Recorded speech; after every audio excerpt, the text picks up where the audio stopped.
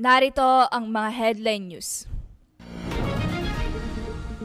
Ayon sa gabay ng Diyos ay maayos na natapos ang Mindanao Ministry sa linggong ito.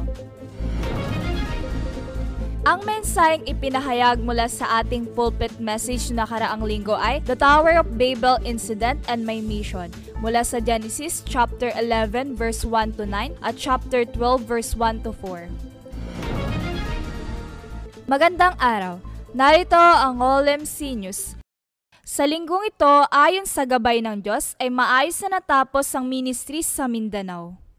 Sa unang araw ng ministry, Miyerkules, mula alas 9 hanggang alas 12 ng tanghali ay RTS sa Midsayap. At ipinahayag ni Pastor Rexel ang mensahe ng without faith is impossible to please God mula sa Hebrew chapter 11 verse 6. Gayon din ang mensahe mula sa Westminster number 8 na the Christ the Mediator mula sa Philippians chapter 2 verse 6 hanggang 11. At sa alauna ng hapon, ipinahayag ni Assistant Pastor Mary Joanne ang mensahe ng tatlong insidente sa Genesis, ang The Garden of Eden, Nephilim and the Tower of Babel Incident, and My Mission. Sa gabi ay Evangelism School sa Rangaban, kung saan ay nagbigay ng papuri at pagsamba sa Panginoon. At una munang ibinahagi ni Pastor Nancy ang mensahe ng daan ng kaligtasan. At pagkatapos nito, ay ipinahayag ni Assistant Pastor Mary Joanne ang mensahe na nakasentro sa ating pulpit message na nakaraang linggo. Kinabukasan, Huwebes, ay RTS sa South UP. Unang ibinigay ni Pastor Rexel ang mensahe mula sa kanilang pulpit. Ang mensahe ng without faith is impossible to please God. Mula sa Hebrew chapter 11 verse 6, gayon din ipinahayag niya ang mensahe ng Gospel Letter number 5 mula sa 1 John chapter 5 verse 11 to 13. Pagkatapos nito, sa hapon naman ay ipinahayag rin ni Assistant Pastor Mary Joanne ang mensahe ng tatlong insidente sa Genesis at ang My Mission.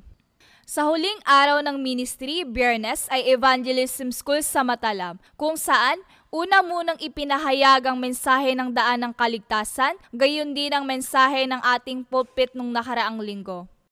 Nawa, patuloy nating ipanalangin ang pagpapatuloy ng ministry sa Mindanao para sa misyon at pag-eebanghelyo. Ang mensaheng ipinahayag mula sa ating pulpit message na nakaraang linggo ay The Tower of Babel Incident and My Mission mula sa Genesis chapter 11 verse 1 to 9 at chapter 12 verse 1 to 4. Unang ipinahayag sa mensahe ang tatlong insidente, ang Garden ng Eden, Nephilim at ang Tore ng Babel at ang kasagutan ng 1:3-8 sa Genesis. Pangalawa, ang pagkilos at kadaliman na nangyari sa Tore ng Babel, dulot ni Satanas sa sumalungat sa Diyos. Sumunod, ang tatlong estratehiya at pwersa na ginawa ni Satanas sa Tore ng Babel upang mapasailalim at malinlang niya ang mga tao. Pang-apat, mula rito'y kinakailangan nating maranasan ang sagot na inihanda ng Diyos. At huling ipinahayag sa mensahe, ang misyon na kinakailangan nating panghawakan na walang iba kundi ang iligtas ng Pilipinas, 237 at 5,000 tribes. Announcement. Ngayong araw ay Feast of Barley Harvest Worship. Ngayong araw din ay magkakaroon ng certificate awarding ceremony ang Rodriguez RUTC Remnant Summit at Tyrannus Weekend School.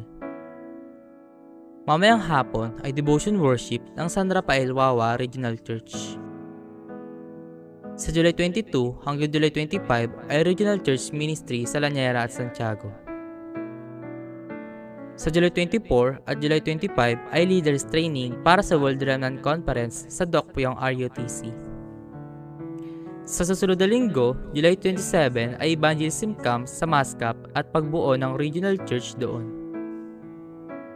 Sa July 29 hanggang August 1 ay Main World Remnant Conference sa Busan, Mexico. At sa August 3 at August 10 ay Online Evangelism School ng Philippine Children Minister. Nawa, sa linggong ito ay tunay na panghawakan mo ang tipan at ang misyon na ibinigay mula sa tatlong insidente sa Genesis. At dito nagtatapos ang OLMC News. Maraming salamat.